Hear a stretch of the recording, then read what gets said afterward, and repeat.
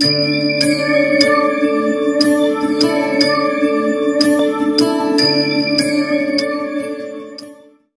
দর্শক বন্ধু, speech of astrology চ্যানেলের পক্ষ থেকে আমি শ্রী সুমন চন্দ্র আপনাদের সকলকে স্বাগত জানাই।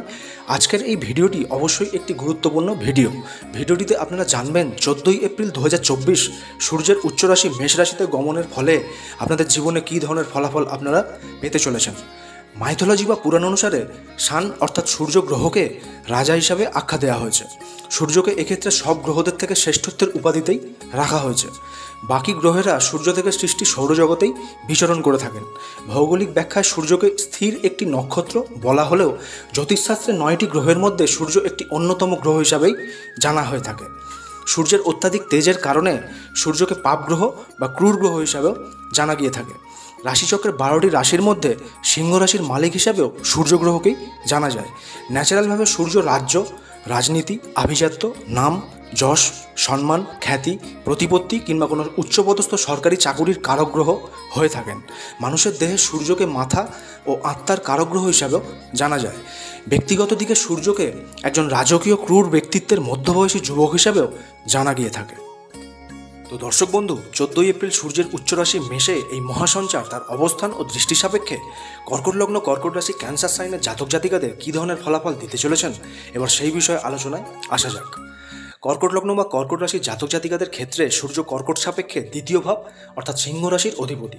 সূর্য এক্ষেত্রে আপনার লগ্ন রাশি কর্কট থেকে শুধুমাত্র দ্বিতীয়পতি হওয়ায় মারক গ্রহের ভূমিকা কিন্তু পালন করে থাকেন।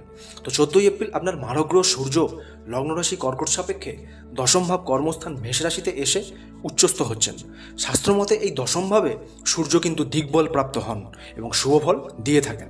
এক্ষেত্রে সূর্য মারক হলেও শুভফল অবশ্যই আপনাকে দেবেন, কিন্তু তার সাথে কিছু নেগেটিভ পরিস্থিতিও অবশ্যই সৃষ্টি করবেন। এবং সূর্যের সপ্তম দৃষ্টি আপনার চতুর্থ ভাব তুলা রাশিতেই প্রদান করবেন। এক্ষেত্রে কী ধরনের ফলাফল আপনি পেতে চলেছেন তা জানার আগে যদি চ্যানেলটিতে নতুন এসে থাকেন তাহলে অবশ্যই চ্যানেলটিকে সাবস্ক্রাইব করে বেল আইকনে প্রেস করে অবশ্যই পাশে থাকবেন। তো প্রথমেই জেনে নিন সূর্যের দশম ভাব উচ্চস্থ মেষে অবস্থানের ফলাফল। দর্শক বন্ধু, সূর্য আপনার জন্মছকে দ্বিতীয় ভাব ধনপতি মারক গ্রহ হয়েও যদি শুভ অবস্থায় থেকে থাকে তাহলে এই সময় আপনি অবশ্যই শুভ ফলের লাভ লক্ষ্য করতে পারবেন। আর তা না হয়ে যদি সূর্য আপনার জন্মছকে অশুভভাবে থাকে কিংবা বলহীন অবস্থায় থাকে অথবা রাহু বা শনি যুক্ত থাকে তাহলে এ সময় আপনার প্রাপ্য শুভ ফলে অনেক কিন্তু ঘাটতি আসতেই আপনি লক্ষ্য করবেন। প্রথমেই আপনার ফাইন্যান্সের বিষয়ে বলবো, যারা জবে প্রমোশনের আশায় ছিলেন তাদের ক্ষেত্রে এ সময় জবে প্রমোশন আসা কিংবা স্যালারি লেভেল ইনক্রিজ হওয়ার মতো ঘটনাও কিন্তু ঘটতে দেখা যাবে।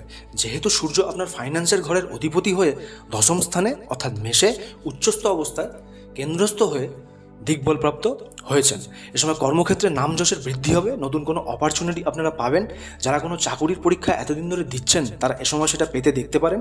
তবে কিছু ক্ষেত্রে নতুন জবে জয়েন করতে গেলে কিছু ডোনেশন কিন্তু আপনার থেকে ডিমান্ড করা হতে পারে। সেক্ষেত্রে আপনার জন্মছকে ধনপতি সূর্য শুভ অবস্থায় বলবান হলে আপনি সেই ডোনেশন দিয়ে নতুন জব কিন্তু শুরু করতে পারবেন। যদি আপনার পরিবারে আগে থেকেই কিছু ক্লেশ চলছিল, অর্থাৎ এমন কোনো ঘটনা যেখানে রাগারাগি, একটা অভিমান, একটা ক্রাইসিস, সেক্ষেত্রে এ সময় পরিবারের বেশ কিছু ক্রাইসিস কিন্তু দূর হতেও আপনারা দেখতে পাবেন। পরিবারের কেউ নতুন জব পেতে পারে বা তাদের অর্থনৈতিক উন্নতি আসবে বলেও জানা যায়, যেহেতু দ্বিতীয়পতি অর্থাৎ সূর্য এক্ষেত্রে আপনার পরিবারের অধিপতিও। যদি আপনি ইএনটি কোনো সমস্যায় ভুগছিলেন যা আগে চিকিৎসা করাননি, সেক্ষেত্রে এ সময় অবশ্যই এই ব্যাপারে নেগলিজেন্সি কিন্তু করবেন না। এ সময় আপনার চোখ, কান, নাক, দাঁত, মুখ কিংবা গলা সম্পর্কিত কোনো রোগের সুচিকিৎসা করার সঠিক সময় বলেই জানবেন। এ সময় আপনার অর্থনৈতিক উন্নতি আসতে চলেছে, সেই ব্যাপারে অবশ্যই নিজেকে তৈরি রাখবেন। কোনো রকমের অক্ষমতা ফিলিং এ সময় না আনাই কিন্তু আপনার জন্য মঙ্গলজনক হবে বলে জানবেন।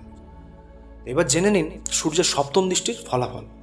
সূর্য মেষে থেকে তার সপ্তম দৃষ্টি আপনার চতুর্থ স্থান তুলা রাশিতে দেবেন, যার ফলে এ সময় সুখী হওয়ার পিছনে আপনার বাণীর মধুরতা ও আদর্শবাদিতা দায়ী থাকবে। অর্থাৎ এ সময় নিজের মুখের কথা গুছিয়ে বলার চেষ্টা করবেন এবং সবার সাথে কিন্তু ক্ল্যারিটি রেখে চলবেন।